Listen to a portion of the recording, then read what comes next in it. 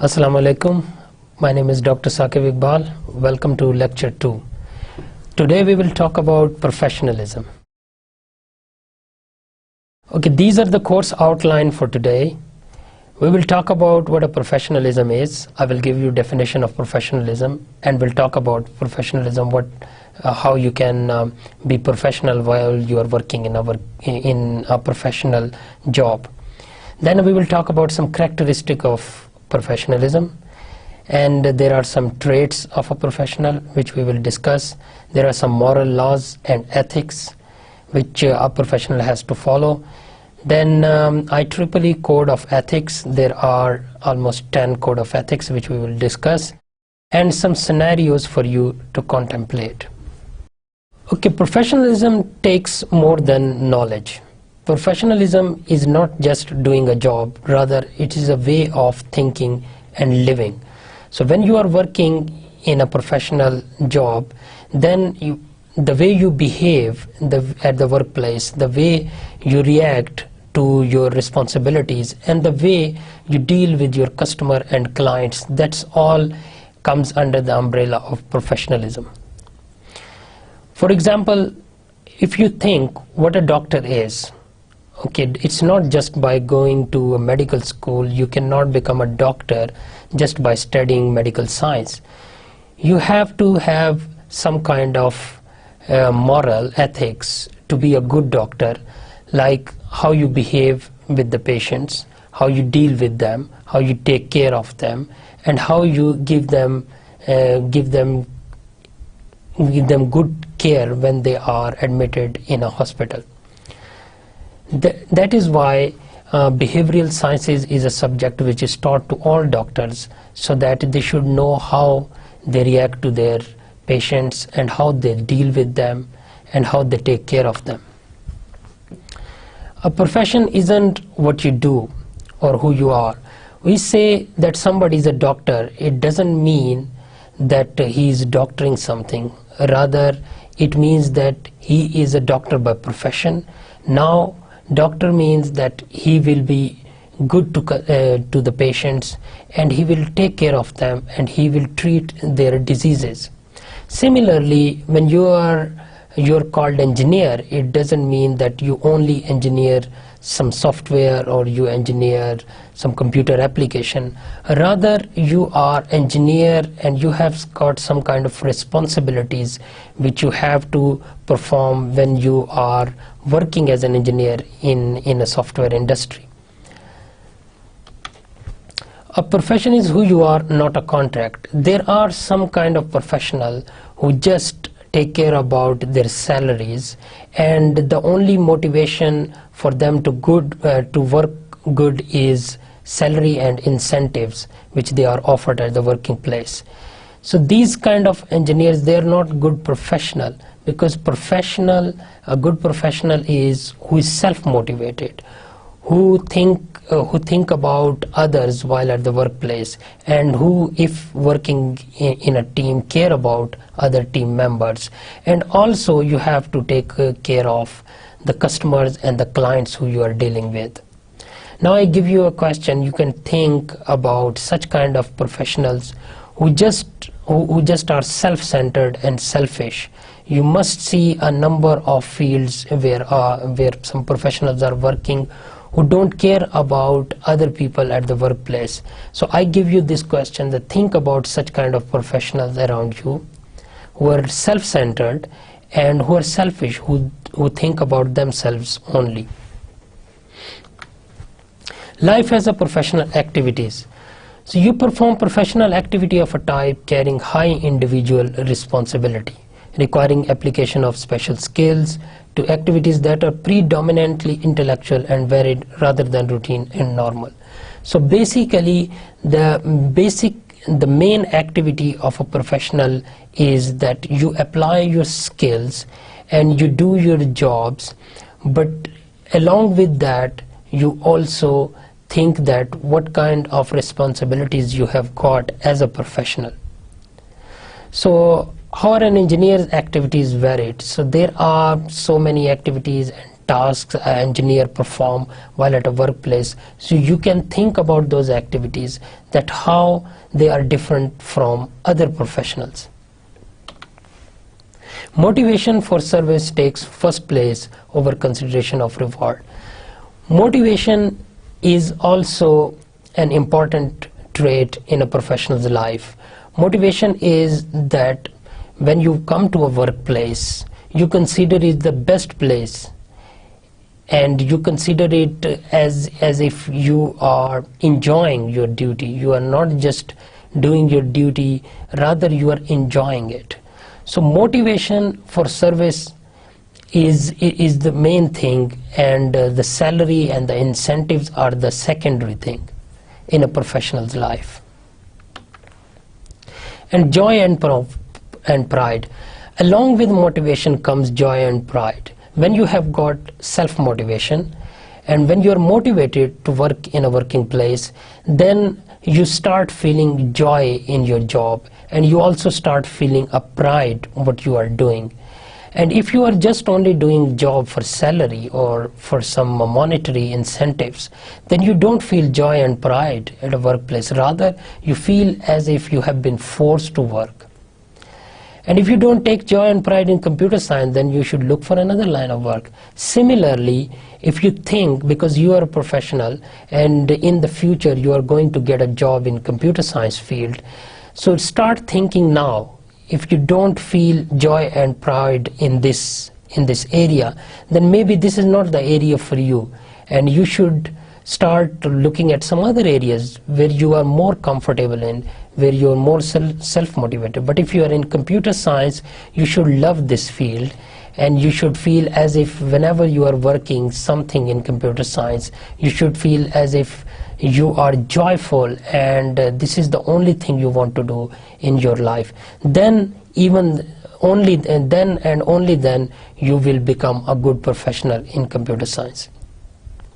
Companies and customers are also entitled to impose standards of excellence. So there are standards, and there are guidelines, and there are laws which are implied on you when you are working in computer science field. But other than those standards and guidelines, you have to follow them. But there should be, the more important thing should be your self-motivation, which comes from inside you, and you should find ways to motivate yourself. Okay, social duty. So if, for example, you are a computer science professional and you are working in a software industry, it is not only that you will be only developing software or other computer related applications. Rather, you have a responsibility as well, that how you give back to the society.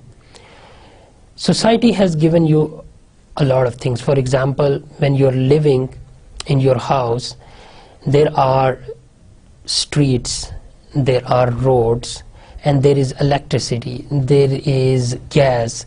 These are all kind of facilities which have been provided to you by the government, and these have been provided only because you're living in a society. Similarly, when you go out of your house, your neighbors meet you, they greet you, and for example, if you are in some kind of a difficulty, your neighbors help you. Similarly, when you go to a market, people help you, and even sometimes, for example, sometimes if you are short on money, then shop owners, they give you credit as well. So these all kind of nice things which happen between people, this is only because of the society. So you're not living in a jungle, you're living in a society. Similarly, when society is giving you all these nice gestures, you have a responsibility to give back to society. So how you can give back to society as a professional? If you're developing a software, you should also consider that who will be the users of this software, and who will be the persons who will be using it, and what kind of nice things I can put in this software so that the users can easily use it. How can I make it more user friendly, and how are different attributes which I can put in this software which can contribute to the society, because society has given me a lot, so now this is the time I should give back to the society. So as a professional, as a computer science professional, your job is not the only thing. Your society also has given you a lot, and you owe a lot to the society, so you have to give it back. So these were the 4 traits of a professional which I just talked about. First, I told you about varied activities requiring special skills, and then society-centric motivation, then personal standards of excellence, and then I told you that how you should give back to the society. Okay, when you put many professionals together, what do you have? Now, as a professional, when you are working in a team and there are many other people who are working along with you, now it is your responsibility how you take care of them, how you behave in a team, and how you react to the other people. Now, as a software engineer, you always work in a team. There are computer analysts, there are designers, there are coders, and there are testers, and there are other administrative staff as well. So you have to deal with them. You are working in a team environment. You can never be self-centered when you are a good professional software engineer. So a profession isn't just defined by who you are. A profession is also something you are part of. So how you behave in a team. This is also a good quality of a good professional, that how you react while you are working along with other people, because there are always some kind of challenges you have to face in a team environment. For example, sometimes a team member cannot agree with you. Sometimes there are a few things which other team members are doing but you don't like, and sometimes when you give an idea, other people oppose, or if somebody else gives an idea in a team, you oppose. Now you have some kind of moral ethics which you have to follow, how to react to these kind of situations. For example, if somebody doesn't agree with you, then you cannot straight away start a fight with him. Rather, you can settle it down by sitting with them and discussing with them, and you can also use arguments to convince them. Similarly, if you don't like anybody else's idea or if anybody else's activity, then you cannot start fighting with them straight away. Rather, you can ask them to convince you. You can ask them to explain what they are doing. And this can be done ethically and morally by using a polite tone.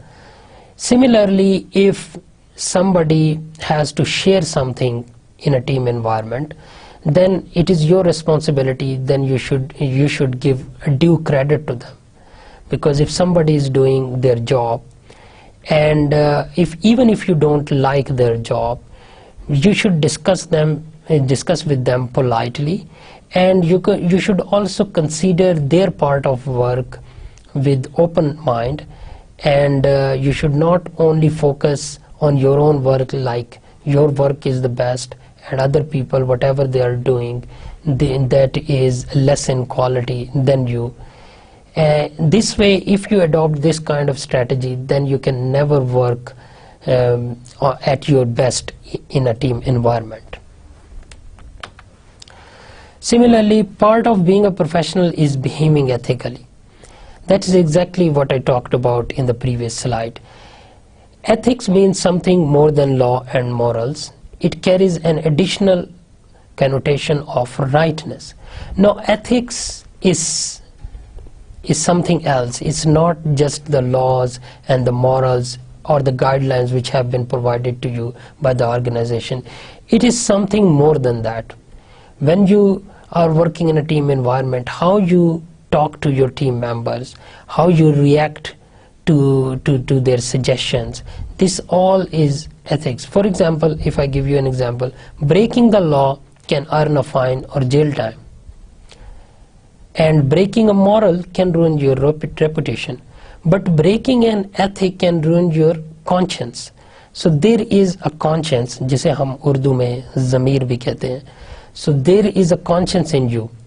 if you are not following ethics, it means that you are ruining, you are destroying your conscience, which is a far worse thing than the reputation or the jail time, because you have to live with your conscience 24 hours. So if you are destroying your conscience, and conscience will always ask you questions, then you cannot even live with yourself. It is possible to break all three simultaneously. Well, sometimes some people can break all of them at the same time, because sometimes you can do such thing which is not allowed even in law or a moral or in ethics, but people do that, and of course they are not good professionals. Now we will talk about traits. What are the different traits a good professional should have? First of all, seriousness. Okay, you should be serious about your job. What is seriousness? That for example, if you are working as a software engineer and your time starts from 9 and it goes until 5, now the seriousness is that you reach your workplace in time, and during the whole time you do your work only sincerely, you don't do other things while at work, and then you leave at 5 o'clock, not before than that. So it shows you that you are serious with your job, because you are being paid for that job. Now you have to give back by doing your job properly, and that can only come when you're serious. And the job is only a job, a means to an end. Now job is a job. Now you have to be, you can only do your job better when you are seriously thinking about your responsibility, and you are not doing anything else while at workplace other than whatever has been assigned to you.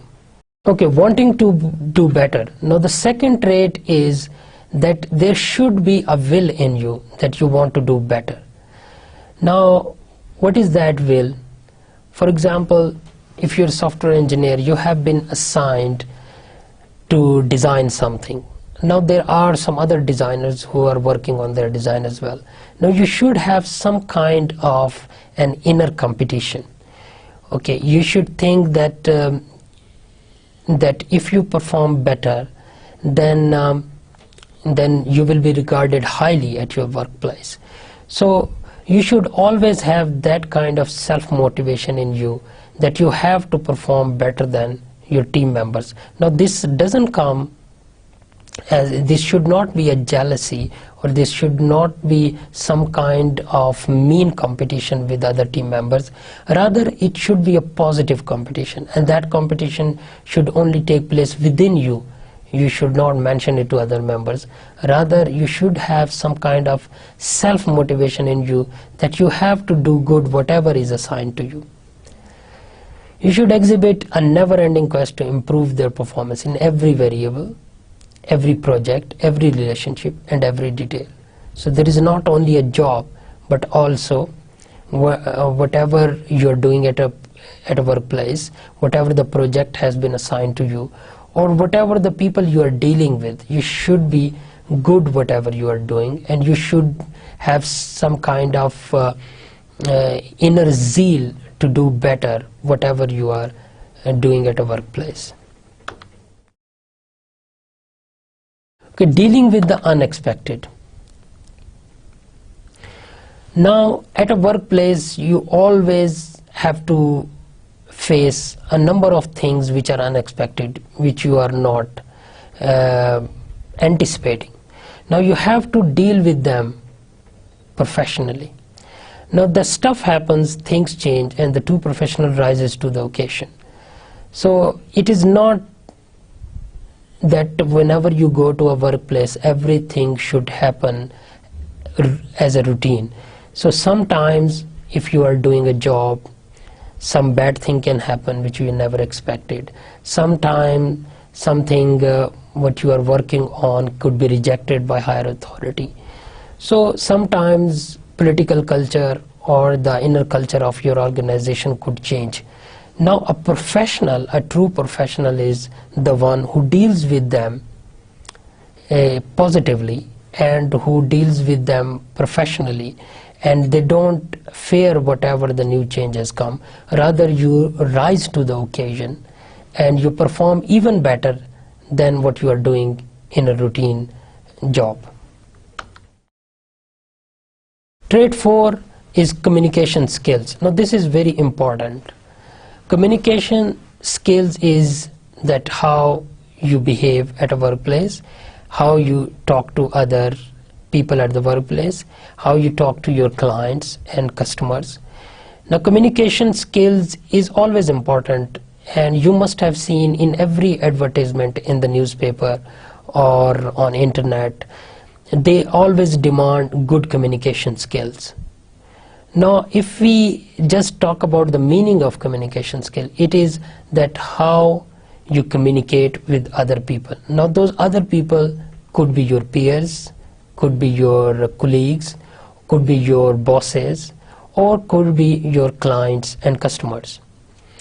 Now how you talk to them and how you communicate with them, you have to be clear. First of all, whatever you want to say, whatever you want to talk about, you have to be clear about that. How you can be clear about that?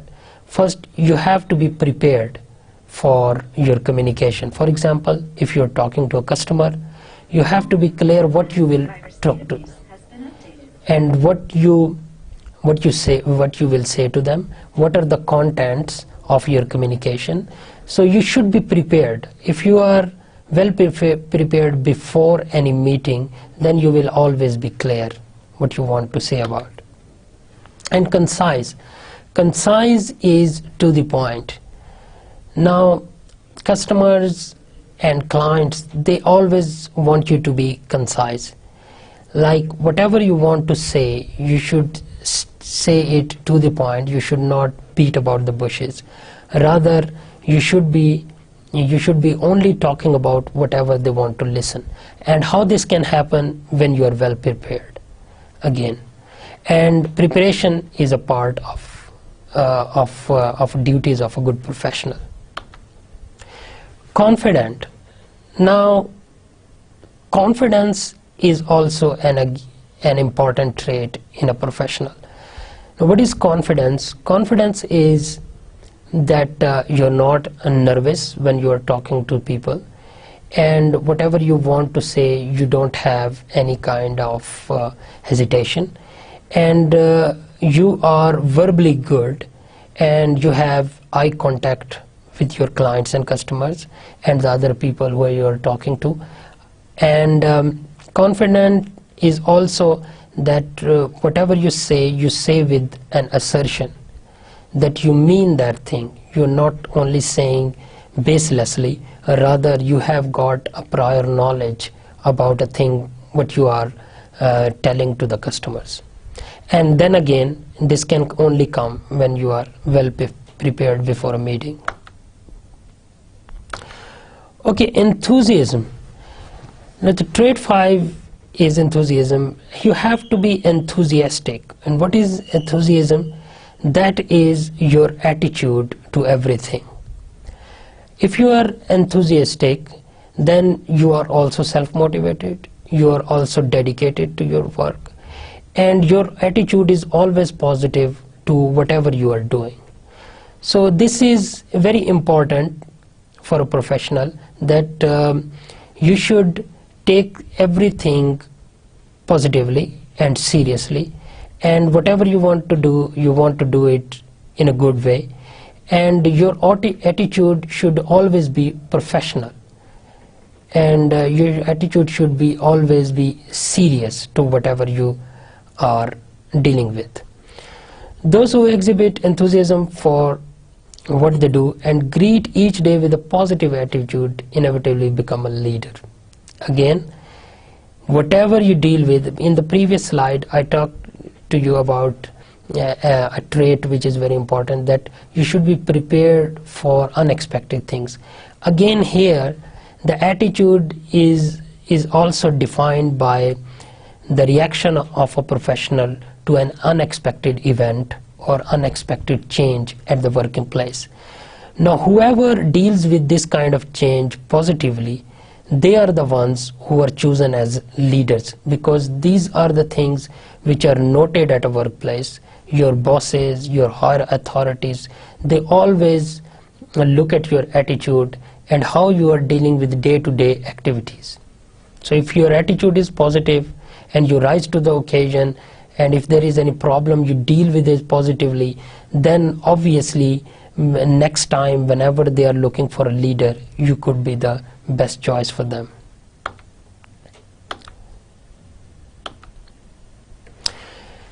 Helpfulness is another trait.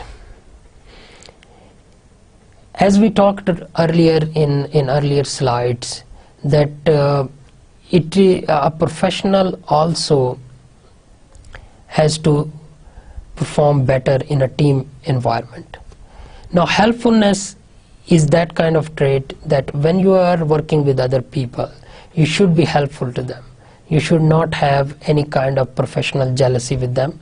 Rather, if somebody asks you for help, you should always up to it. And similarly, if you help other people, then in the future, if you are in some kind of difficulty, other team members will be up to help you, and they will also like to share their things with you, and they will also like to go beyond any limits to help you out if you are in some kind of trouble. And always ready to lend a hand. So this is, again, even if you are working with customers, even if you are working with clients, or you are working with your subordinates, whenever you find them in some kind of difficulty, you should always be ready to lend them a hand. You should always be ready to help them out. It could be either professionally, or it could be either in their personal life. So at a workplace, you are just like a society, because you are not only concerned with the duties which have been assigned to you. Rather, even if some person has got some personal or domestic problem, you should always be up for helping them out. Okay, make a suggestion, and you should also give other people suggestion, because this also shows that you have a good conscience, and it also shows that you are a good person from inside. Because if somebody is facing a problem, and if you give them suggestion how to come out of that problem, this also shows that ethically you are a strong person, and morally you are a positive person, and you are not only thinking about your own job, and you're not only thinking about getting credits and ratings for yourself, rather you are also helping other people's out. And this is also a two-way street. If you help somebody out in the future, if you are in that kind of situation, they will definitely help you out. Offer a compliment when it is deserved. This is again a big trait, that you give compliments to others for their good work. Now, some people at workplace, they don't consider this thing as an important thing, and also because of some kind of professional jealousy, they don't compliment other people's good job, which is a very bad thing, and which doesn't go unobserved. Because if your higher authorities are working with you, they always observe these kind of things, and in your professional growth and the progress in the future, you need to have that kind of attitude that you should praise other people's good things. And similarly, as I talked to you about, as I talked to you before, this is a two-way street. If you compliment other people's good work, you will be complimented in the future as well, and those compliments which other people are giving to you can go in your favor, and you could get some promotions, or you could get higher salaries if other people praise your work.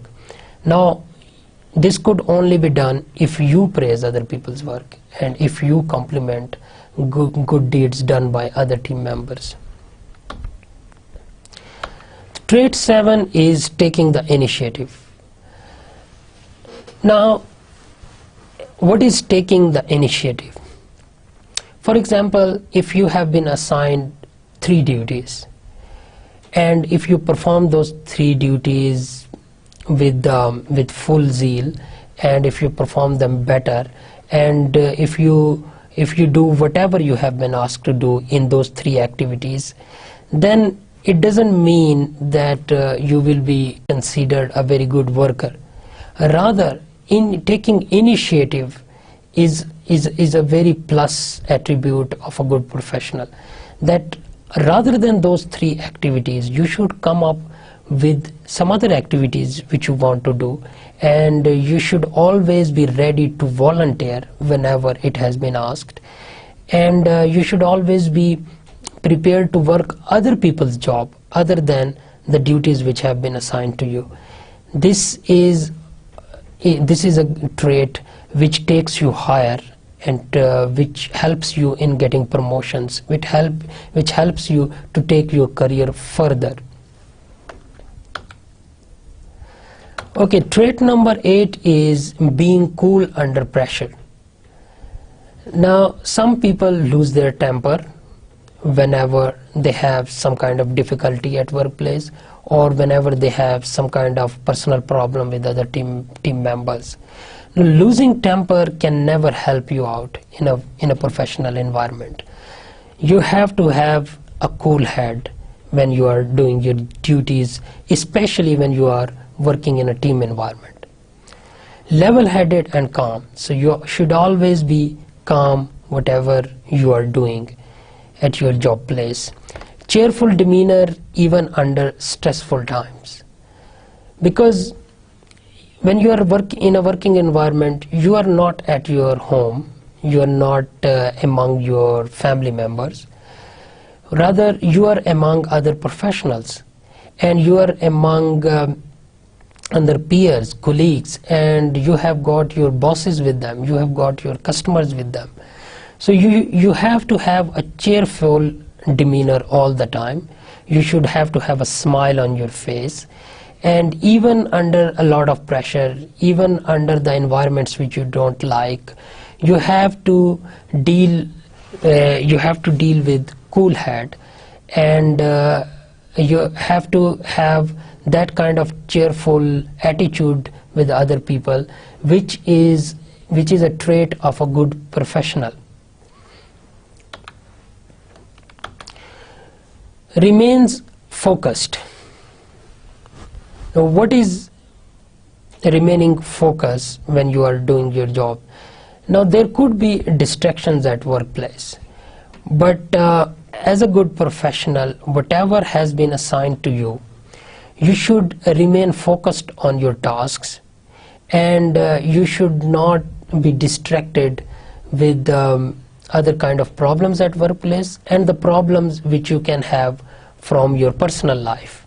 Because when you are at a workplace, you are a professional, and you have to have that kind of attitude which a good professional has, and you should only focus on the duties which have been assigned to you, and you should only think about those things.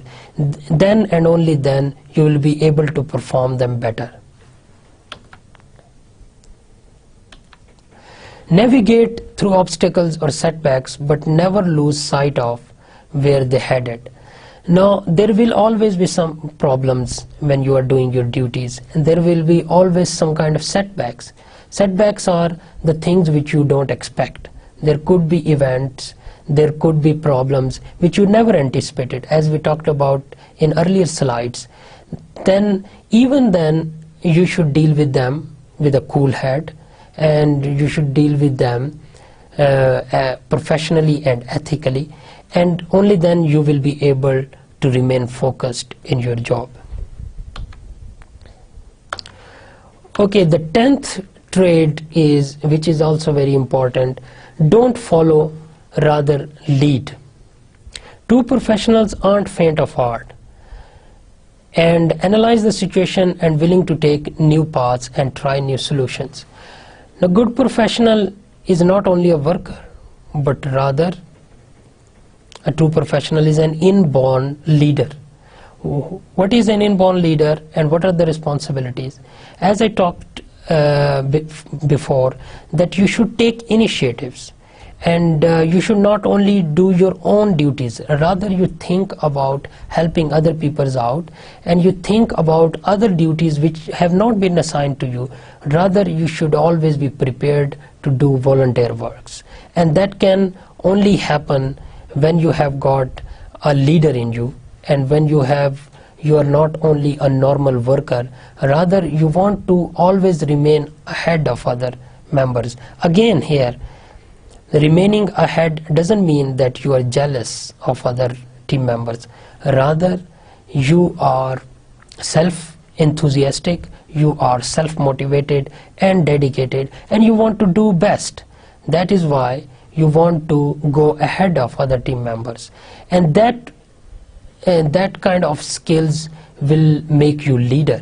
And these things are noticed at a workplace. So if you are doing volunteer jobs, if you are doing the things which have not been assigned to you, other people notice these things, and especially your bosses and higher authorities notice these things, and that can go in your annual appraisals, and you can get promotions, and you can become team leader, or eventually you can become a leader of your whole section or the unit or the department you are working in.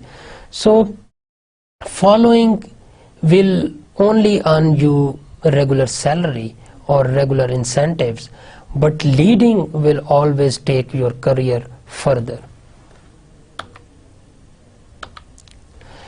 And that's why they call it leadership, and it is always demanded from a person who is being recruited. You must have seen in the advertisements, then they talk about, especially they talk about communication skills and leadership skills. What are leadership skills? Then when you are working in a team environment, you are the most prominent person, and you are the person who always take initiatives and who is always willing to do things which have not been assigned, and that's called the leadership, and that's the person who does possess this kind of qualities becomes leader in their professional life. Okay, now we have come to end to our traits of a good professional, and now we will look at some laws and some moral duties and ethics which should be followed by a good professional. I start this with an example. For example, if you're speeding on a motorway, what is that? Of course it is illegal, but is it immoral? Well, a lot of people do it, then how can it be immoral? And is it unethical? Well, you can say it is unethical, but a lot of people you have seen doing this. But what is speeding within city? Now within city, it is a lot dangerous when you are speeding. Of course it is illegal, it is immoral, and it is unethical, because you can run somebody over, and you can hit with somebody. So of course you have to be more careful while you are driving in the city than when you are driving on a motorway. What might a software engineer do that is illegal, immoral, and ethical? Now this is a question for you to contemplate. That think about those situations which comes to a software engineer that could be considered illegal, immoral, or unethical, or which and also try to consider a situation which is legal but it is immoral and unethical. Similarly, think about some other situation which is legal and moral but it is unethical. So this is three kind of points for you to ponder about and to think about. Now we will start with IEEE Code of Ethics. First of all, actions. Now these are the Code of Ethics which have been written in the law books of IEEE.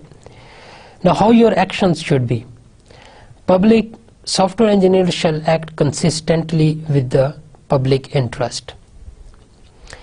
Public interest is that you take care about society, and you take care about the persons who you are dealing with, and the public who will be interacting with the software or with the application which you are developing, that how you can be of assistance to them and how you can take care of them. Second is client and employer. Software engineers shall act in a manner that is in the best interest of their clients and employer, consistent with the public interest. Again, client and employers are also part of public, but they have got their special position in a software engineer's job. Like client is the person who has given you a project to do, and the employer is the person who has hired you to work on that project. Now these two stakeholders have got some kind of responsibilities, and they have got some kind of they have got an obligation which they are entitled to, that you should give them a good response while you are doing their job. So this also again comes as a good thing which you do in the public interest, but client and employers of course have got a separate position as far as other public is concerned. Okay, in the IEEE Code of Ethics product, software engineers shall ensure that their products and related modifications meet the highest professional standards possible. Now this is also an ethical thing to manufacture a good product. And when you talk about software engineers, then the application which you are developing, that should be of high quality, and that should meet all the standards which have been assigned to you by your organization or which have been demanded by your client and customer.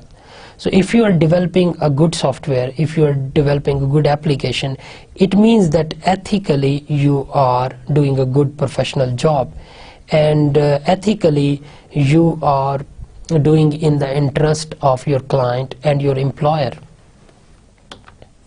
Hierarchy. Now judgment. Software engineers shall maintain integrity and independence in their professional judgment.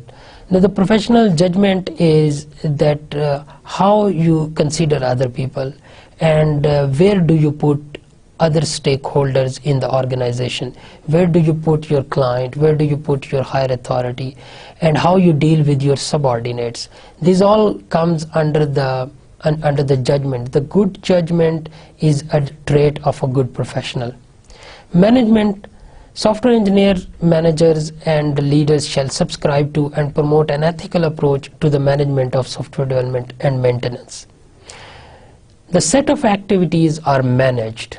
So at a workplace, whenever you have been assigned a task, you should manage them professionally, and you should take every task professionally, and you should perform them at your utmost capabilities. So managing a software is also very important, or managing the job which has been assigned to you is also very important. Now what is the management? Like, you do your job in time, you do whatever has been asked to do, and you do it at using your all capabilities, and you do it meeting all the standards and the rules and the guidelines which have been assigned to you. So these all comes under the management trait. Okay, peers. What are peers? Peers are the people who are working along with you and who are of the same rank. Profession. Software engineers shall advance the integrity and reputation of the profession consistent with the public interest. Now, profession, when you are working with your colleagues, they all demand some kind of a behavior from you. Like, your colleagues are not your subordinates, they are not your bosses, but still they are the persons who are of the same rank, and you should still give them some due behavior or some due credit when you are talking to them, when you are communicating with them. And if you find them in some kind of difficulty, as we talked before, you should always help them out, and you should always sort out their problems. Colleagues. Software engineers shall be fair to and supportive of their colleagues. This is again the same thing which I talked about, that you should be supportive, and you should be available voluntarily whenever they want anything which is not assigned to you as a professional duty. Rather, if a colleague is in some kind of problem, personally or professionally, you should find a way to help them out. And this is also an ethic thing which you do ethically towards your peers. Software engineers shall participate in lifelong learning regarding the practice of their profession and shall promote an ethical approach to the practice of the professional. Some people, they tend to stop learning when they find a job, because they think that, okay, the learning was only in the university, the learning was only when they were in their college or when they were doing the degree. But now they have got a job, now they don't have any learning to do. This is wrong. This is again not a professional thing.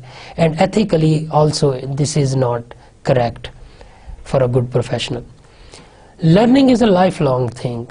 Okay, the technology is changing every minute. And especially for you people who are going to be a software engineer in the future, learning will be an important thing in your life. With the pace this technology has and with the innovations coming every day, you will have to keep abreast with all the new technologies. You will have to have a knowledge of all the new technologies and the languages and the computer software which are coming in the market. You should always have knowledge about them. Only then you will be able to perform better. Only then you will be assigned jobs at your workplace and you will be able to do those jobs at your level best. Only when you have got knowledge and when you have got a continuous learning process. So these were the 8 ethics which are written in IEEE Code of Ethics. First I told you about how you behave in the interest of public, then how you act in the interest of clients and employers. Then I told you about that how you can produce good quality products and how you can maintain independent judgment and how you can ethically manage whatever you are doing at your workplace and how you can protect integrity of your profession and how you can support colleagues and how you can voluntarily help them out and the pursue lifelong learning, which is very, very important thing. Now at the end of this lecture I will give you some scenarios which you will think about, and I will give you some questions about those scenarios. I will start with first scenario. For example, consider that you are an owner of a software engineering company and your employees want you to pay for them to attend a training. Now this scenario comes a lot of time when you are working at a workplace. If you are a team leader or if you are sitting on a higher authority, there is always these kinds of situations when your subordinates or the employees who are working under you, they want you to pay for them to attend some kind of training, professional training. Now how you react to them ethically, morally and legally. Okay, this is the first scenario. So I will give you answer of this first scenario. There are other scenarios as well on the coming slides. Now I will give you the answer of this scenario, and by looking at that answer you have to think about other scenarios which I will tell you later. Now the good question, the good answer for this kind of scenario would be that you ethically talk to them in a polite manner, and first of all you inquire about the training which they are interested to do. You have to think about it, that whether that training will help in their professional life, whether that training will contribute to organization, whether that training will help in the professional growth of those employees who want to take that up. And then you can ask about these kind of things directly from the employees who want to attend that kind of training, and that could be either in the form of some written explanation or that could be in the form of verbal communication.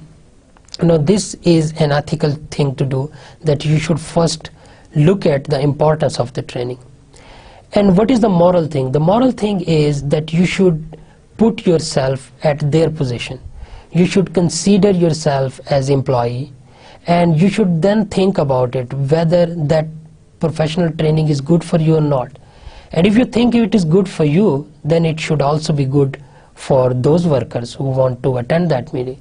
So if you think morally, if you consider it good for you, you should also consider it good for other people, and you should also let them go for that training, and you should also pay for that training as well.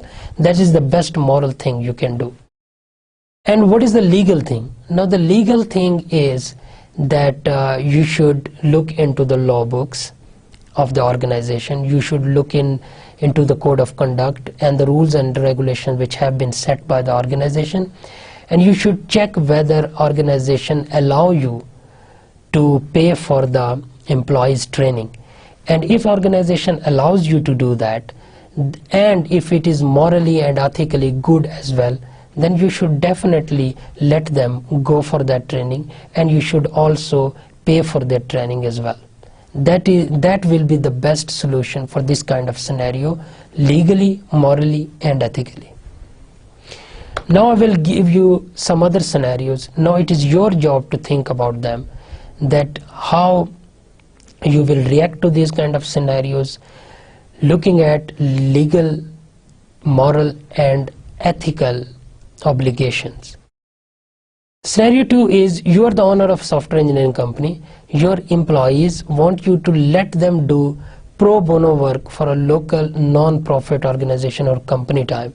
I will define pro bono. Pro bono is a volunteer work which you do for nothing. You don't get any salary for this kind of work.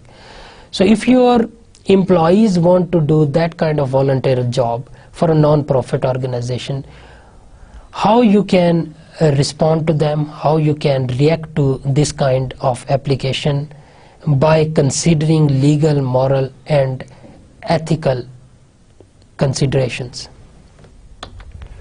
The scenario 3 is that you are head of a computer science department at a university, and your boss or a dean wants you to find a way to tweak your curriculum so undergrads are more likely to choose your department for their major.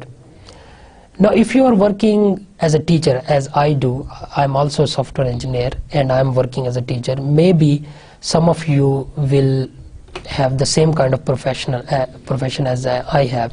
Now as that kind of professional, as a teacher, sometimes your boss or dean or the head of department demands you to change the curriculum which you have. Now how you will react morally, legally, and ethically to that kind of application. And the scenario 4 is that you are a software engineer working at a large public related corporation where a colleague invents a new kind of compiler. Your manager sees it as a huge potential cash cow.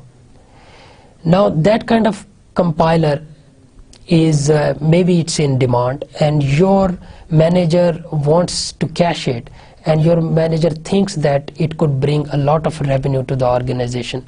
Now how you will react to that kind of application legally, morally, and ethically. Similarly, there is another scenario, scenario 5. For example, if you're a software engineer at a company where management routinely encourages you and your colleagues to use pirated software. Now this is the big problem, especially in Pakistan. People use pirated software and application for which they don't pay. Now if your boss is asking you to use that kind of pirated software, now what are your legal obligation, moral obligation, and ethical obligation to react to that kind of request by your boss?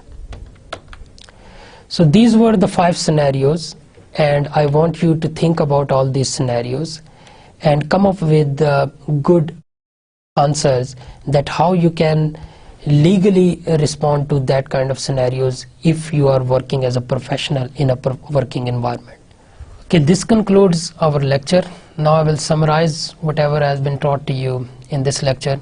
First, we talked about professionalism, what a definition of professionalism is, how a professional work and react in a working place, and then we talked about the activities and tasks carried out by a professional. again, when I'm summarizing this, I want to mention here that these are the activities which I told you about, like being initiative, being self-motivated, and being sportive at a workplace. Now these are the activities and tasks which should be carried out by professional. Don't confuse them with the activities and tasks which are assigned to you as your job, because those are different things.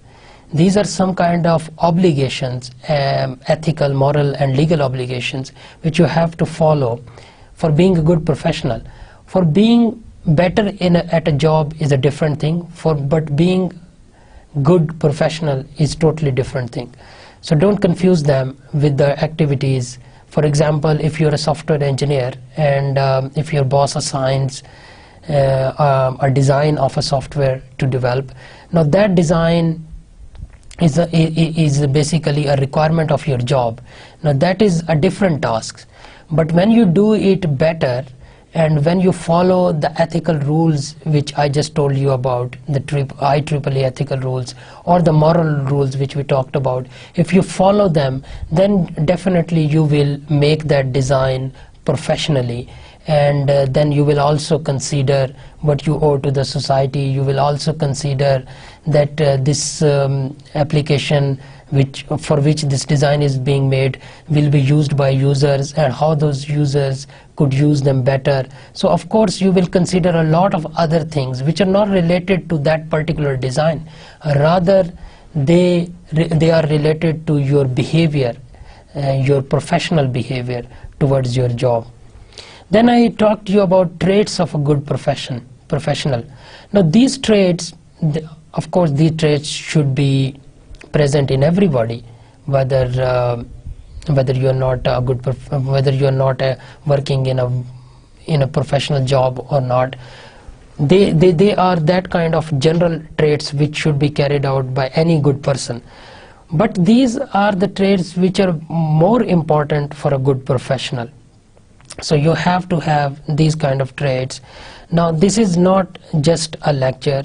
As a software engineer, you should also contemplate and you should also think about these traits, that how you can adopt these traits in your personal life, because at this stage when you start adopting these kind of attributes in your characteristics or in your manners or in your ethics, then they will be attached with you throughout your life, and when you will go into your professional life, you will not have to try hard to have these kind of traits. Rather, these will become as if you were born with these attributes. Then I told you about some IEEE code of ethics. Now these are very important code of ethics which should be followed by a software engineer. Now these are written code of ethics, so these are always demanded from you and these are always expected from you. So you should again, if you put them in your common day-to-day life right from now, from your student life, then they will always accompany you when you go to a professional job or when you will be working in a professional environment. Then I gave you some scenarios to think about. Now this is very important. And before these scenarios, remember I gave you some questions during the slides as well. So I want you to think about those questions and try to come up with good answers.